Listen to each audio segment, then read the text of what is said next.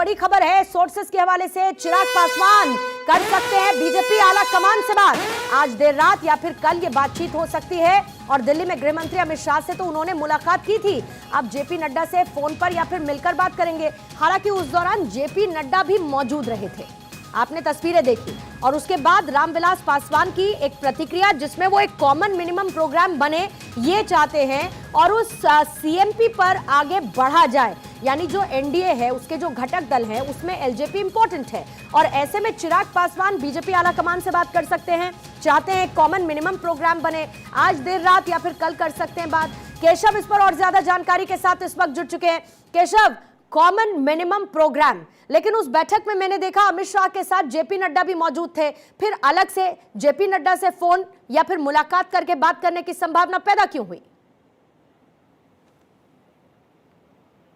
देखिए, चिराग पासवान इस बार जो कदम है वो फूक फूक कर इसलिए उठा रहे हैं कि उन्होंने कहा कि मैं फटा हुआ दूध ऑलरेडी हूं, इसलिए मैंने चाहता हूं कि इस बार कुछ कंफ्यूजन रह जाए 2024 के चुनाव में और 2025 के विधानसभा चुनाव में। इसलिए चिराग पासवान चाहते हैं कि अगर नीतीश कुमार एनडीए के साथ बिहार में आ रहे हैं तो उनके लिए उनका जो स्थिति है वो बीजेपी आलाकमान क्लियर कर दे, क्योंकि Chirag Paswan on the camera और ऑफ द कैमरा हमेशा ये कहते हैं कि वो हमेशा प्रधानमंत्री नरेंद्र मोदी के साथ है, प्रधानमंत्री नरेंद्र मोदी के जो नीति है उसके साथ है, ना कि नीतीश कुमार के नीति के साथ। लेकिन चिराग पासवान ये भी कहते हैं कि नीतीश कुमार से उनका पर्सनली दुश्मनी नहीं है, लेकिन चिराग पासवान के ये जरूर कहते हैं कि नीतीश कुमार की जो पॉलिसी है उनका विरोध चिराग पासवान हमेशा करता आ रहा है और आगे भी करता रहेगा। क्योंकि चिराग पासवान, आपको याद होगा, 2020 के विधानसभा चुनाव में बीजेपी से भी अलग होकर अकेले चुनाव लड़े थे और सबसे ज्यादा अगर उसकी खामियाजा किसी को भुगतनी पड़ी तो जेडीयू को भुगतनी पड़ी। जो इसका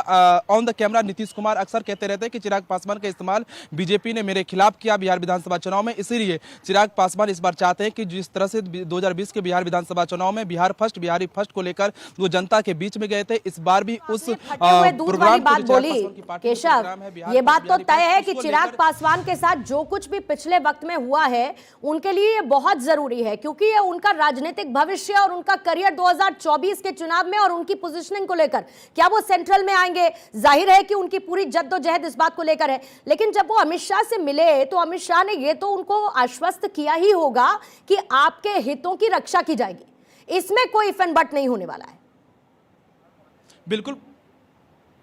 बिल्कुल पूर्णिमा, आपने सही कहा कि चिराग पासवान को गृह मंत्री अमित शाह और भारतीय जनता पार्टी के राष्ट्रीय अध्यक्ष जेपी नड्डा से आश्वासन मिल गया है कि आप जो चाहते हैं, आप जो सोच रहे हैं उस पर बीजेपी आलाकमान खरी उतरेगी। लेकिन चिराग पासवान ने चाहते हैं कि इस बार वो अगर जा रहे हैं, फिर से अगर नीतीश कुमार फिर से एनडीए में बिहार में आ रहे हैं तो वो अपनी स्थिति मजबूत कर लें, क्योंकि बीजेपी के साथ नीतीश कुमार उस वक्त आ रहे हैं जब कुछ महीनों बाद 2024 के लोकसभा चुनाव है। तो चिराग पासवान चाहते हैं कि जिस तरह से 2019 के लोकसभा चुनाव में 6 सीटों पर लोक जनशक्ति पार्टी ने चुनाव लड़ा था, पासवान तो ये कह ही चुके हैं ना कि अभी तो फिलहाल नीतीश महागठबंधन का ही हिस्सा है, इसीलिए वो चाहते हैं कि पूरी पिक्चर क्लियर हो जाए और उसके बाद वो कुछ ऐसा बोलें जिससे उनकी आगे की राहें तय होती हुई नजर आए।